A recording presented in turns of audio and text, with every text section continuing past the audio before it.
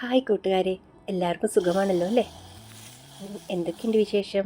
നിങ്ങളെൻ്റെ videos കാണാറുണ്ടോ? നിങ്ങൾക്ക് ഇഷ്ടമാവുന്നുണ്ടോ? Comment ഇടൂ കേട്ടോ, ഉണ്ടാക്കി നോക്കണേ. ഇപ്പം ഞാൻ ഇന്നുണ്ടാക്കുന്നത് പാലക്കാടിൻ്റെ ഒരു സ്പെഷ്യൽ ഒഴിച്ചുകൂട്ടാനാണ്.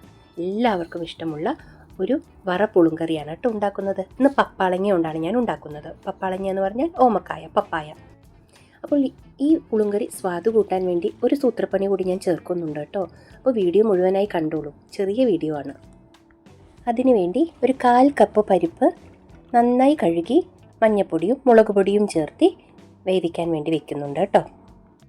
ഇന്ന് ഉച്ചയ്ക്ക് ഊണിന് എന്താ കറി ഉണ്ടാക്കിയത് എന്ന് ചോദിച്ചാൽ, ഇന്ന് കാര്യമായി പച്ചക്കറിയൊന്നും ഇല്ലാത്തതുകൊണ്ട് ഒരു പുളുങ്കറി ഉണ്ടാക്കി എന്ന് പറയാത്തൊരു പാലക്കാട്ടിലെ വീട്ടമ്മയോ അത് കേൾക്കാത്തൊരു പാലക്കാടുകാരോ ഉണ്ടാവില്ല. ശരിയല്ലേ ഞാൻ പറഞ്ഞത്? അപ്പോൾ അത്രയും എല്ലാ വീടുകളിലും ഉണ്ടാക്കുന്ന ഒരു കറിയാണ് കേട്ടോ പുളുങ്കറി. അപ്പം ഞാൻ ഇതിന് വേണ്ടി ഒരു നെല്ലിക്ക വലുപ്പത്തിലുള്ള പുളി കൂടി കുതിരാൻ വേണ്ടി വെച്ചിരിക്കുന്നുണ്ട്. ഒരു ഇടത്തരം ഓമക്കായയുടെ പകുതി ഭാഗമാണ് ഞാൻ എടുക്കുന്നത്.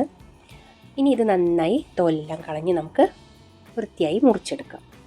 ഇത് ഞാൻ വേറെയാണ് വേവിക്കുന്നത്. പരിപ്പിൻ്റെ കൂടെ ഇട്ട് കുക്കറിൽ അടിക്കുന്നില്ല, വെന്തുടഞ്ഞു പോകാൻ ചാൻസ് ഉണ്ട്. അപ്പോൾ ഇത് നന്നായിട്ടൊന്ന് ചെറുതായി മുറിച്ച് കഴുകിയെടുക്കാം. പുളുങ്കറിക്ക് വേണ്ടി നമുക്ക് എന്ത് കഷ്ണം വേണമെങ്കിലും ഉപയോഗിക്കാം കേട്ടോ. വഴുതിനിങ്ങ, കുമ്പളങ്ങ, വെള്ളരിക്ക, മത്തങ്ങ, വെണ്ടയ്ക്ക എന്ത് വേണമെങ്കിലും ഇട്ടിട്ട് നമുക്ക് പുളുങ്കറി ഉണ്ടാക്കാം. പല രീതിയിലും പുളുങ്കറി ഉണ്ടാക്കാം. തേങ്ങ അരച്ചും പുളുങ്കറി ഉണ്ടാക്കാം. ഞാനിന്നുണ്ടാക്കുന്ന പുളുങ്കറി വളരെ എളുപ്പമാണ്, നല്ല ടേസ്റ്റുമാണ്. ഞാൻ പറഞ്ഞല്ലോ ഞാനൊരു സൂത്രപ്പണി കൂടി ആഡ് ചെയ്യുന്നുണ്ടെന്ന്. അപ്പോൾ ഇതുപോലൊന്നും നിങ്ങൾ എന്തായാലും ട്രൈ ചെയ്ത് നോക്കൂ. പിന്നെ നിങ്ങൾ പുളുങ്കറി ഇങ്ങനെ തന്നെ വയ്ക്കുള്ളൂ. ആ കഷ്ണമൊക്കെ അരിഞ്ഞ് ഞാൻ 2 പച്ചമുളകും കൂടെ കീറിയിട്ട് വേവിക്കാൻ വേണ്ടി അടുപ്പത്ത് വെച്ചു. അപ്പോഴത്തേക്കും നമ്മളുടെ പരിപ്പ് നന്നായി വെന്തിട്ടുണ്ട് കേട്ടോ. ഞാൻ കഷ്ണത്തിൽ മഞ്ഞൾപ്പൊടി വീണ്ടും ഇട്ടില്ല. ഓൾറെഡി ഞാൻ മഞ്ഞൾപ്പൊടി പരിപ്പ് വേവിക്കുമ്പോൾ ഇട്ടിരുന്നു. ഇനി ഞാൻ പറഞ്ഞ സൂത്രപ്പണി നമുക്ക് ഉണ്ടാക്കാം. അതിനുവേണ്ടി 5-6 ചെറിയ ഉള്ളി ചെറുതായിട്ട് അരിഞ്ഞെടുക്കണം. പിന്നെ 1 സ്പൂണ് ഉലുവ കൂടി വേണം നമുക്ക്. ഇനി എണ്ണ ചൂടാകുമ്പോൾ ആ ഉലുവ നമുക്കതിലേക്കിട്ട് പൊട്ടിക്കാം. എന്നിട്ട് ഈ ചെറിയ ഉള്ളിയും കൂടി അതിലേക്ക് ചേർത്തി കൊടുക്കാം. ഇനി ഇത് നന്നായിട്ടൊന്ന് വറുത്തെടുക്കണം. ഇനി ഈ വറുത്ത ഉലുവയും ചെറിയ ഉള്ളിയും 2 വറമുളകും കൂടി നന്നായിട്ട് വറുക്കണം കേട്ടോ. വറമുളകും കൂടി 2 എണ്ണം ചേർക്കണം. എന്നിട്ട് നമുക്ക് ഇത് നന്നായിട്ട് അരച്ചെടുക്കണം. അപ്പോൾ ഈ ഉള്ളിയും വറമുളകും ഉലുവയും കൂടി ചേർത്ത് അരച്ച് നന്നായിട്ട് പേസ്റ്റ് പോലെ അരച്ച് ഈ മസാലയും കൂടി നമ്മൾ കറിയിലേക്ക് ചേർത്തി കൊടുക്കും. അപ്പോൾ നമ്മുടെ കറിക്ക് നല്ലൊരു കൊഴുപ്പും നല്ലൊരു മണവും ഉണ്ടാവും. അപ്പോൾ ഇതാണ് ഞാൻ പറഞ്ഞ ആ സൂത്രപ്പണി. അപ്പോൾ നിങ്ങളും ഇത് എന്തായാലും ട്രൈ ചെയ്യൂ കേട്ടോ.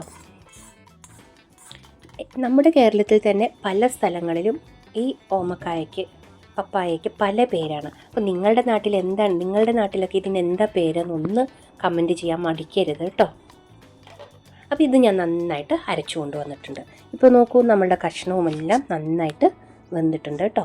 ഇനി നമുക്കിതിലേക്ക് നമ്മളുടെ പരിപ്പ് വേവിച്ചത് കൂടി ചേർത്തി കൊടുക്കാം. ചേർത്തി നന്നായിട്ടൊന്ന് തിളച്ചതിന് ശേഷം നമുക്ക് പുളി പിഴിഞ്ഞൊഴിക്കണം.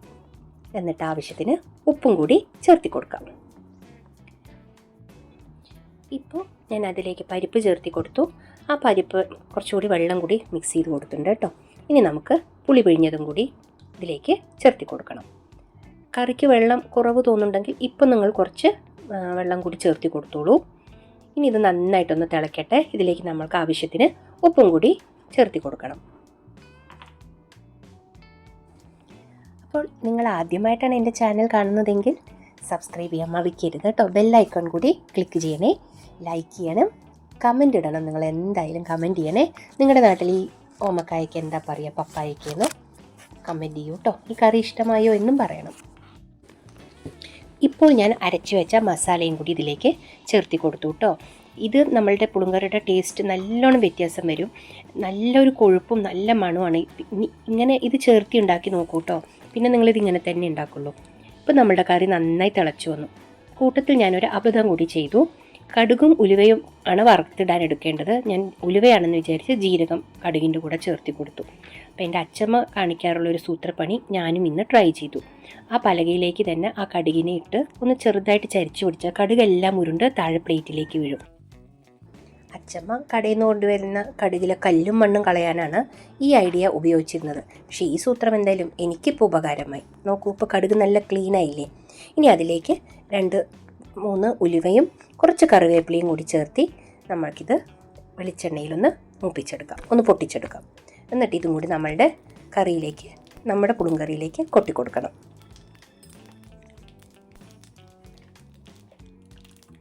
ഇനി നമുക്ക് നന്നായിട്ടിത് മൂത്തിട്ടുണ്ട്. ഇനി നമുക്കിത് കറിയിലേക്ക് കൊട്ടിക്കൊടുക്കാം.